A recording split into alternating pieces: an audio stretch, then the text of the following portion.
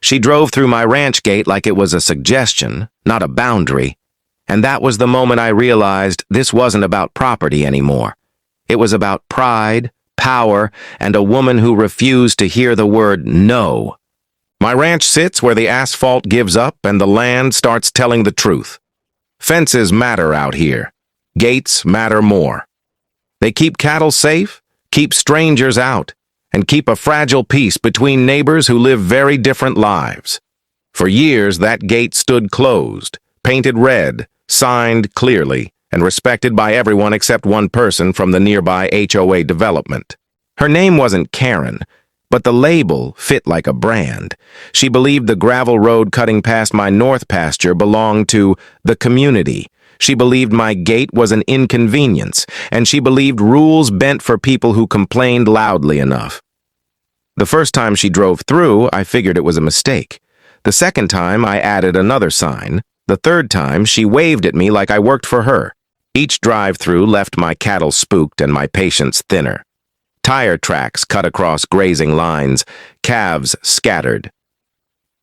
One afternoon, I found the gate hanging open, my herd pressed against the fence, and HOA Karen's SUV disappearing toward the hills like nothing happened. I tried talking, calmly, politely. I explained livestock liability, posted easements, and county maps. She responded with a smile and a threat to call the board. That was when I understood she didn't see a rancher. She saw an obstacle.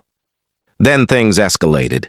Her teenage daughter started showing up with friends, leaning on the fence, taking selfies with my cows like they were props in a petting zoo. Filters, poses, peace signs. No permission, no respect. The cows didn't like it, and neither did I. I asked them to leave. They laughed. I shut the gate harder that night. What HOA Karen didn't know was that ranchers solve problems differently. We don't argue forever. We observe, plan, and build solutions that last. As she kept driving through my gate, ignoring warnings and boundaries, an idea began forming, heavy, solid, and impossible to ignore. She wanted access. I wanted peace. And only one of us was about to get it. Out here, land remembers every slight. A gate crossed once is forgiven. A gate crossed daily becomes a challenge. I wasn't angry yet. I was focused, measuring distances, checking hinges, and thinking about weight, leverage, and patience. If she believed my gate was optional, I was about to teach her a lesson written in steel, posts, and silence. The end of this story would not be quiet for her in any possible way ever. The next morning, I didn't rush into confrontation. I studied patterns. HOA Karen drove through my gate at exactly 7:18 a.m., coffee in hand, phone to ear, never slowing. By noon, her daughter returned, camera out, boots clean, curiosity louder than common sense. They treated the ranch like a backdrop, not a working place where animals weigh 1,000 pounds and react fast. I installed trail cameras, not to spy, but to document. Every pass, every open latch, every hoof print mattered. I logged times, license plates, and the way she never closed the gate. Cattle drifted, fences bowed, and my liability climbed with every casual trespass. When I mailed a certified letter outlining easements and trespass laws, it came back unopened. That afternoon, the daughter climbed the fence for a better angle. A heifer snorted and stepped forward. I intervened, voice firm, distance clear. The girl rolled her eyes and snapped another photo.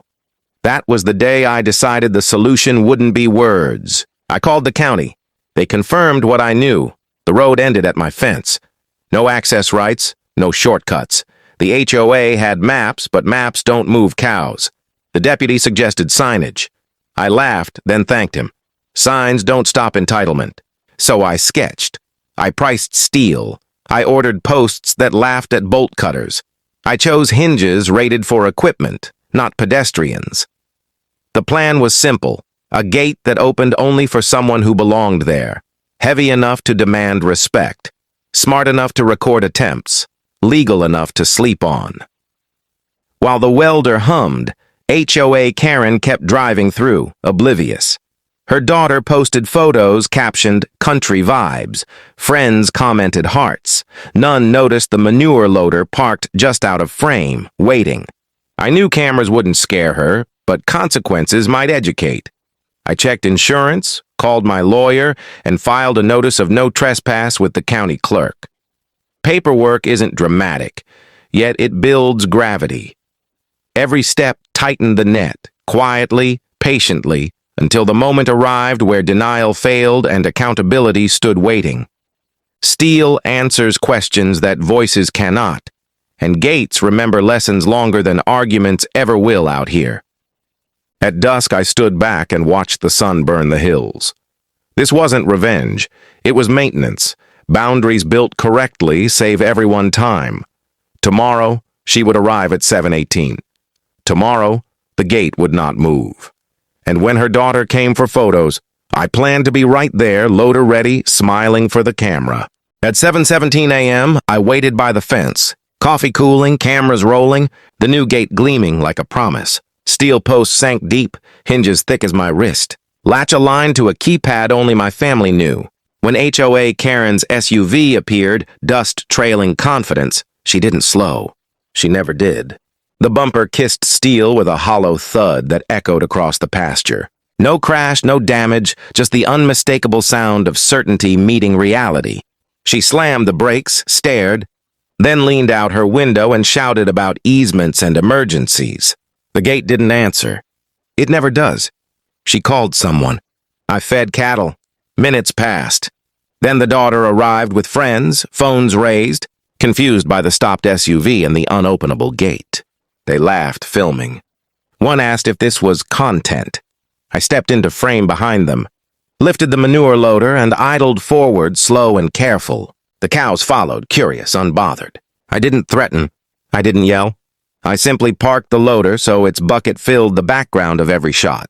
Steam curled. Flies hummed. The girls gagged, shrieked, and retreated, wiping shoes. Their phones kept recording. Mine did too. Keran stormed out, demanding I open the gate. I pointed to the keypad, the posted notice, and the county seal. She demanded the board. I offered the deputy's card. Her words ran out before my patience did. By noon, an HOA email went out claiming harassment. By 1, my lawyer replied with timestamps, maps, and footage. By 3, the board asked for a meeting. I agreed, on the ranch. They arrived stiff, shoes unsuited, eyes wide. I walked them the fence line, explained cattle behavior, liability, and gates. Then I showed the video, the open latch, the selfies, the thud. Silence did the rest. The vote was quick. Access revoked. Apologies written. Costs covered. Keran avoided my eyes. Her daughter deleted posts. The gate stayed shut.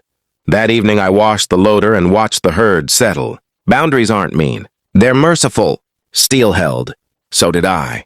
Night fell with crickets ticking like metronomes, and the gate's indicator light blinked steady.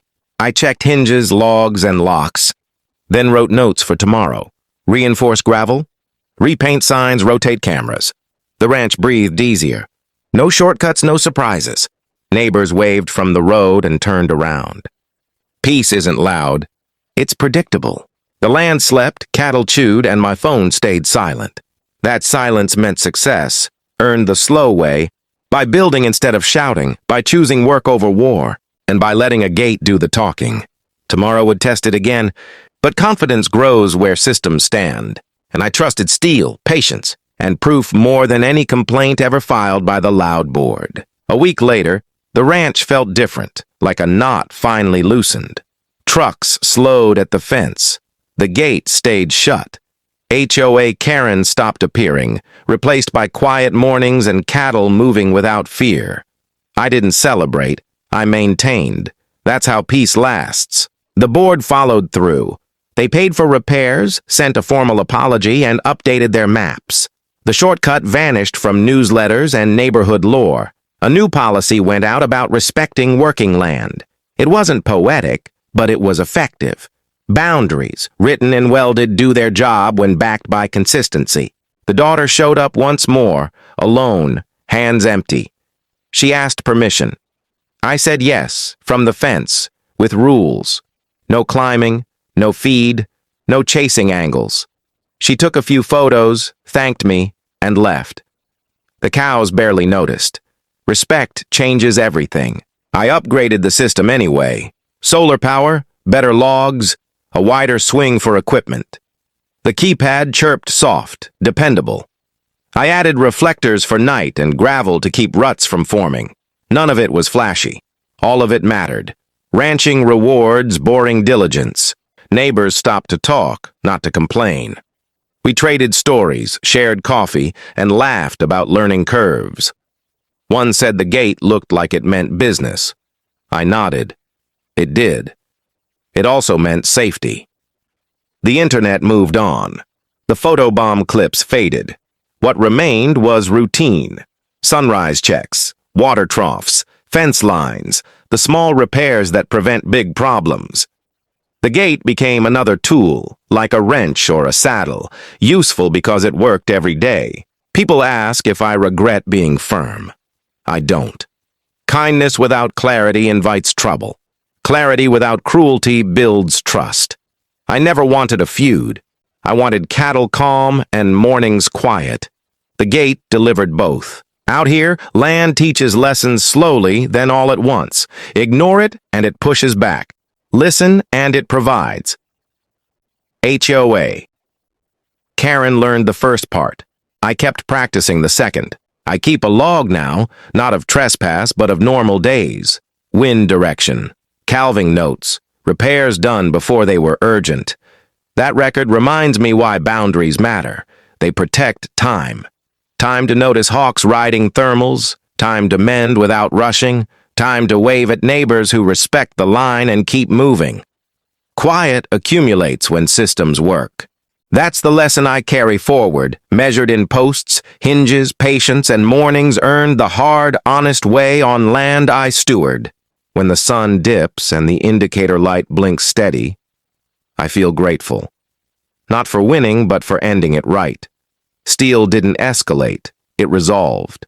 And tomorrow, when tires approach, they'll stop, turn around and go the long way, which is exactly where shortcuts belong. Enjoying this ranch-side story about boundaries, gates, and dealing with HOA entitlement the practical way? Hit subscribe to stick around for more real-world stories where common sense beats complaints. If this one made you nod or laugh, tap like and drop a comment below. Would you have handled the gate differently or built it even tougher?